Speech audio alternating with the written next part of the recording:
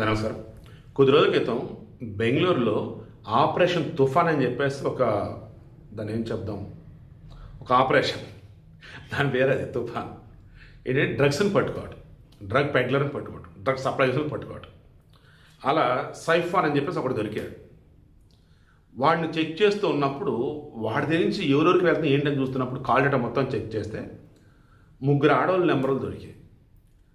ఎవరు అంటే నిష్మా, కీర్తన, కావ్య. వీళ్ళ ముగ్గురు కూడా కేరళలో కోజికోడ్ దగ్గర ఒక స్కూల్. వీళ్ళ ముగ్గురు ఏం చేస్తున్నారంటే ఏకంగా డ్రగ్స్ని ఎండిఎంఏ ఏదో సమ్ డ్రగ్స్ పట్టకొచ్చి వాళ్ళ జీతం నెలకు 12,000. వాళ్ళ బ్యాంక్ అకౌంట్లు చెక్ చేస్తే లక్షల్లో డబ్బులు ఉన్నాయి.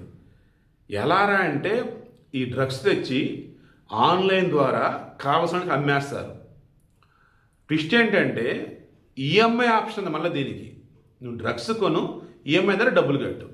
ఏంటంటే నమ్మకం ద్వారా, ఎందుకంటే డ్రగ్స్కి అడిక్ట్ అయినాడు మళ్ళీ కొంటాడు. ఇటు చక్కగా ఈఎంఐలో దొరుకుతుంది కదా, వీళ్ళ దగ్గర కొనేద్దాం అంతే. వీళ్ళ ముగ్గురు సప్లై చేస్తున్నట్టు ఇంకోటి ఉన్నాడు మధ్యలో. అంటే వీళ్ళ నుంచి ఎవరికైనా డెలివరీ చేయలేదు, వాడొకడు తగిలాడు.